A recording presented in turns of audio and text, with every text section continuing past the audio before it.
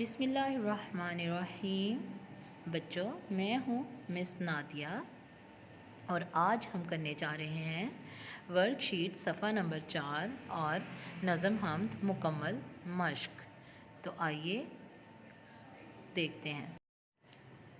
نظم حمد کو پڑھیں اور مندرجہ ذیل سوالات کے جواب دیں۔ حمد کسے کہتے ہیں؟ وہ نظم جس میں اللہ تعالیٰ کی تعریف بیان کی گئی ہو اسے حمد کہتے ہیں۔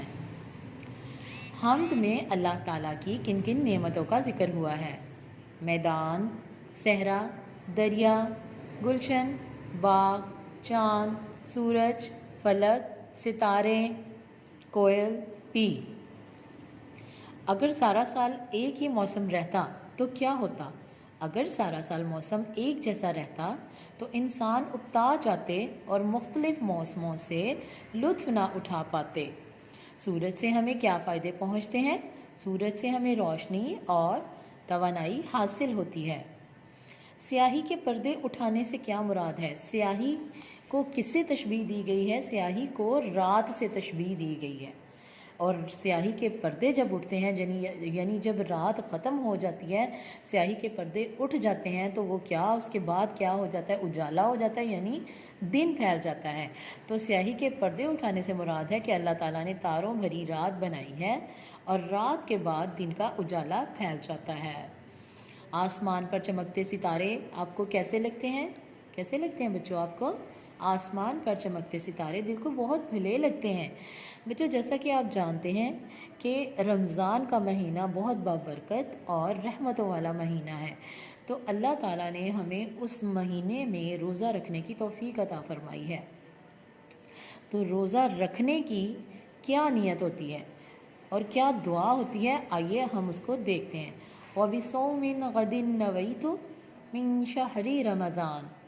اس کا ترجمہ ہے، میں نے رمضان کے اس روزے کی نیت کی۔ جب بھی آپ نے روزہ رکھنا ہے تو آپ نے یہ نیت لازمی کرنی ہے۔ یہ تھا ورک شیٹ صفحہ نمبر 4۔ اب آئیے دیکھتے ہیں نظم حمد کی مشق۔ بچوں، نظم کی مشق دیکھیں۔ سوال نمبر 2، سورۃ فاتحہ کی وہ آیت اور اس کا ترجمہ لکھیں جس میں ہم اللہ تعالیٰ سے دعا کرتے ہیں کہ وہ ہمیں سیدھے راستے پر چلائے اور بھٹکنے سے بچائے۔ بچوں، آپ کے سامنے آیت دی گئی ہے، اہدنا الصراط المستقیم۔ یہ سورۃ فاتحہ کی آیت ہے اور اس کا ترجمہ ہے، اے اللہ ہم کو سیدھی راہ دکھا۔ آگے سوال نمبر 3، کالم الف میں دیے گئے ہر مصرعے کا دوسرا مصرع کالم الف ہے، اس کا ہم نے بی میں مصرع تلاش کرنا ہے اور اسے یہاں پہ لکھنا ہے۔ جیسے، یہ میدان و صحرا بنائے ہیں کس نے؟ یہ بلکھاتے دریا بہائے ہیں کس نے؟ یہ گلشن میں پھولوں کی رنگین کی تاریں بکھیری ہیں کس نے چمن میں بہاریں؟ یہ چاند اور سورج بنائے ہیں کس نے؟ سیاہی کے پردے اٹھائے ہیں کس نے؟ سجائے ہیں کس نے فلک پر ستارے؟ لبھاتے ہیں شب میں جو دل کو ہمارے۔ ہمیں بھوک کے وقت کس نے کھلایا؟ ہراس اور خطروں سے کس نے بچایا؟ ہمیں سیدھے رستے پہ کس نے چلایا؟ برائی کے رستوں سے کس نے بچایا؟ اگلا سوال ہے، درست لفظ پر ٹک کا نشان لگا کر نظم کے مطابق مصرعے مکمل کریں۔ یہ میدانوں ڈیش بنائے ہیں کس نے؟ یہ میدانوں صحرا۔ یہ بل کھاتے دریا بہائے ہیں کس نے؟ ڈیش ہے کس نے فلک پر ستارے۔ سجائے ہیں بنائے کس نے؟ یہ موسم سہانے۔ یہ گلشن میں پھولوں کی رنگی کتاریں۔ یہ چاند اور سورج بنائے ہیں کس نے؟ اس کے بعد کالم الف کو کالم بے سے ملانا ہے۔